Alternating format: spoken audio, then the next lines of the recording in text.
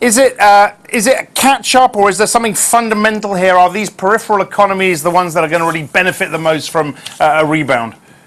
Yeah, I mean, certainly the sort of incoming data we've had on the peripheries look pretty good in the last couple of quarters. I mean, if you look at Spain, for instance, we turned positive in Q3 in terms of economic activity, and the data we've had on Q4 so far shows that there was a slight acceleration there. And certainly those governments in the periphery which have been most aggressive in terms of their reform programs, so the likes of Ireland, Portugal and Spain, they're likely to be the ones that benefit the most in our view. But I guess what I'm still puzzled by is why the periphery should be the biggest beneficiaries of recovery.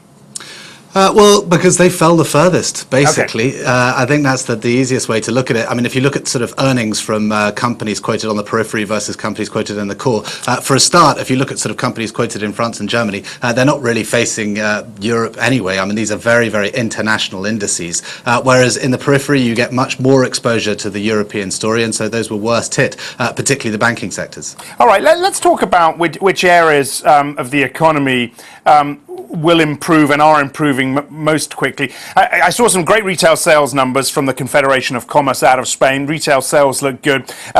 Someone told me this morning real estate purchases have gone back to levels that they were at before the crisis, which is remarkable. And the banks also some of the best picks right now. What do you think?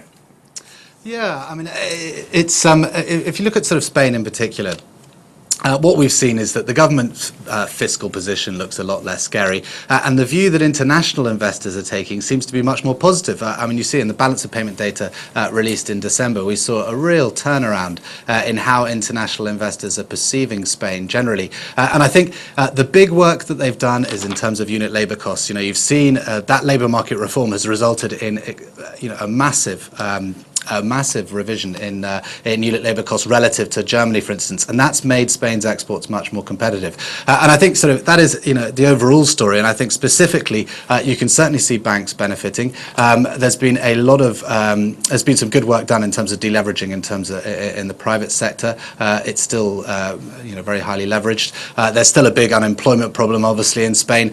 So they're not out of the woods yet. There's no way you can say that, not with the unemployment where it's at. But I think it's worth remembering that the unemployment in Spain, the data is not necessarily wholly reliable just because of the size of the unofficial economy in Spain.